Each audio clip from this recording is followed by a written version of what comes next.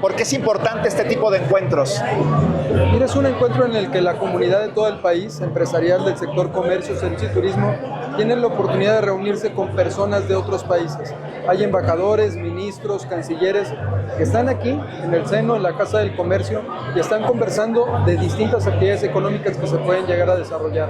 Es el potencial que tiene la Confederación, de trascender en las fronteras.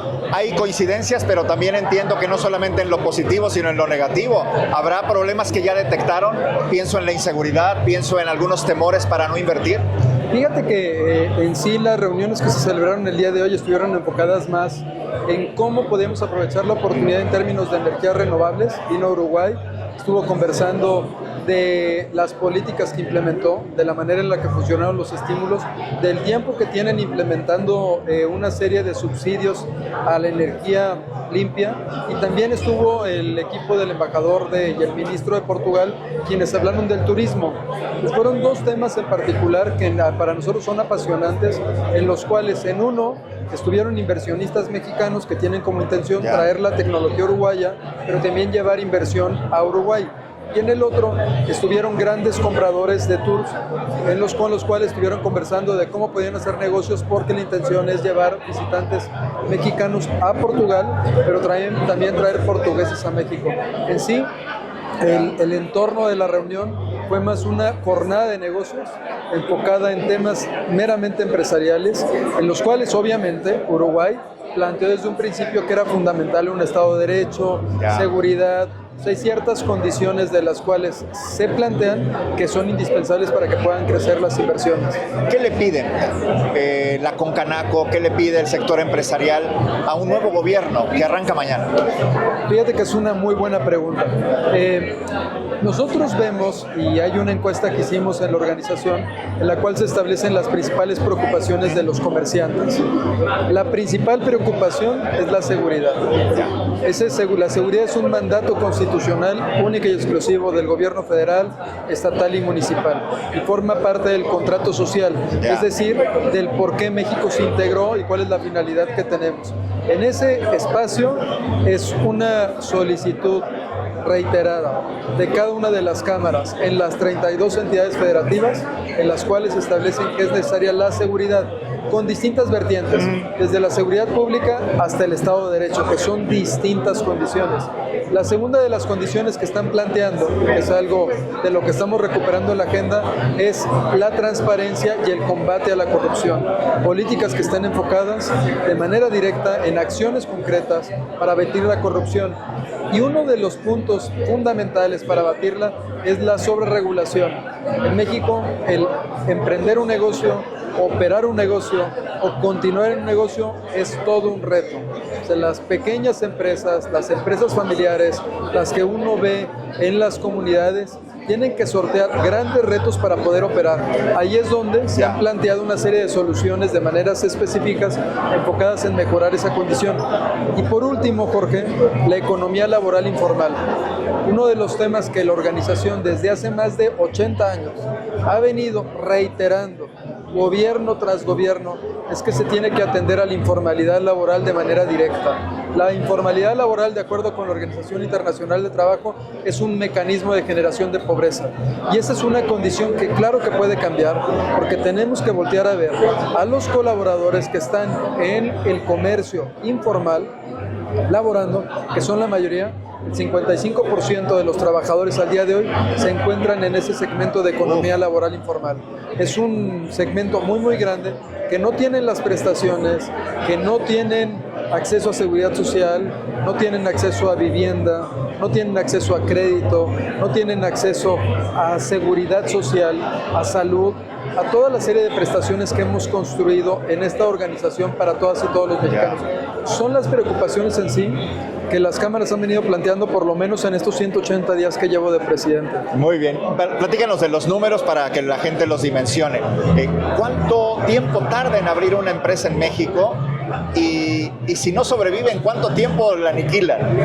Mira, las empresas tienen diferente tamaño, los empresarios no. O sea, el empresario del tamaño que sea tiene que cumplir con una serie de responsabilidades y obligaciones que van desde el municipio, el estado y la federación, y que desafortunadamente no se encuentran armonizados. Yo he venido escuchando las promesas de campaña y ahora de los candidatos ya que están en proceso de entrar a tomar posesión, que son reiteradas de hablar de una ventanilla única digital. Estamos muy diagnosticado el que el comercio, los servicios y el turismo se encuentran sobreregulados y que en ese espacio no gana ni la federación, ni el estado, ni el municipio, ni los negocios. Claro, hay quien gana, porque al tener trámites tan complejos, pues claro que hay quien gana. Y ahí es donde tú puedes encontrar un foco de corrupción inmenso. En este tema, muchas veces en el discurso se habla de que abrir un negocio en México es muy fácil y muy rápido. La realidad es que no. Yo los reto a que lo intenten. Y los negocios en ese intento muchas veces prefieren trasladarse a la informalidad. Porque un comerciante, una persona que trata de salir adelante todos los días, pues lo que quiere hacer es salir adelante todos los días. Y si es muy complejo lograr hacerlo de manera legítima, legal o cumpliendo con todos los trámites que te requieren el gobierno, pues obviamente la empresa muchas veces busca subsistir. Hay 3 condiciones por las que el emprendimiento en México no ha logrado pues penetrar. A ver. La primera, que está diagnosticada por la organización, tiene que ver con un desarrollo de capital humano, es decir, una falta de conocimientos. La segunda tiene que ver con una muy mala administración. Y la tercera tiene que ver con una falta de financiamiento. México es un país que por su tipo de disposiciones, por las reglas que se acordaron en términos de crédito, es un país que está hecho para prestarle al que no necesita. Y el emprendimiento requiere, o sea, ahí es necesaria una banca de desarrollo. En Concanaco lo que estamos haciendo es construir un programa que se llama Nido Empresarial, que está enfocado en generar condiciones para que el emprendimiento pueda sortear todos los obstáculos regulatorios, pero también para que pueda tener acceso a crédito, porque es necesario. México no es las grandes corporaciones.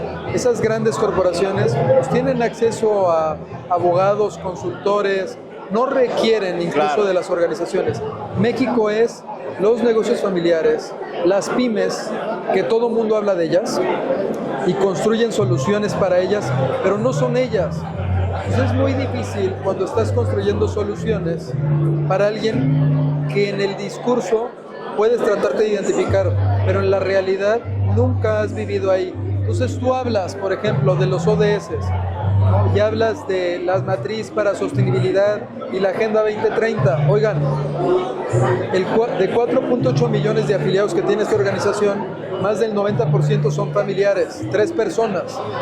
¿En qué momento esas 3 personas, el que abre la tienda, el que limpia la tienda y el que cobra, van a tener el tiempo para poder implementar una matriz de acuerdo con la Agenda 2030? Me parece que sí se tiene que hablar de un acuerdo de reconciliación con esas bases que forman parte de la economía nacional, que representan el 66% del Producto Interno Bruto, que representan 7 de cada 10 empleos formales y que son muchísimas, pero que esas muchísimas sí requieren una política nacional de comercio seria.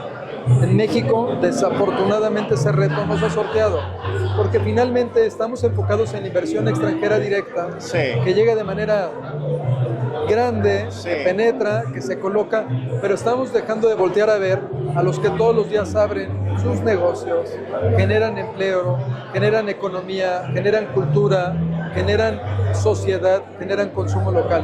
Esta organización tiene tanto grandes empresas como pequeñas empresas, pero todos son grandes empresarios. Y he de decirte que el papá de Carlos Slim fue vicepresidente de la Confederación de Cámaras de Comercio y él implementó un programa en 1931 que está enfocado en buscar cómo, pues, después de la situación que se vive en términos internacionales en Estados Unidos en el 29 de la gran crisis, él empieza a buscar cómo promover lo mexicano. Hoy Concanaco está promoviendo lo que se llama México muy mexicano, que es regresar a lo que nos hace orgullosamente mexicanos, que es buscar los negocios más mexicanos, esos que son memorables, esos que visitas en tu localidad, esos que vas a Baja California y son las tostadas de la Guerrerense, que es un changarrito así, o que vas a Mérida y encuentras los helados de Colón, que es otro changarrito, y que te vas en cada lugar y que forman parte de nuestra tradición. Buscar esa reconciliación a través del comercio, los servicios del turismo, de lo que son nuestras raíces. Generar esa economía local, eso que nos hace diferentes, que hace que la gente quiera visitarnos. Pero eso nada más se va a lograr si el gobierno entrante comprende que la economía se basa en el comercio, los servicios y el turismo. Y esa economía está en las localidades, en el consumo local, en la región, en lo que nos hace ser mexicanos. En hacer comunidad. Hacer comunidad. Es decir, ponernos en común, que tanta falta nos hace como país. Muchísimas gracias.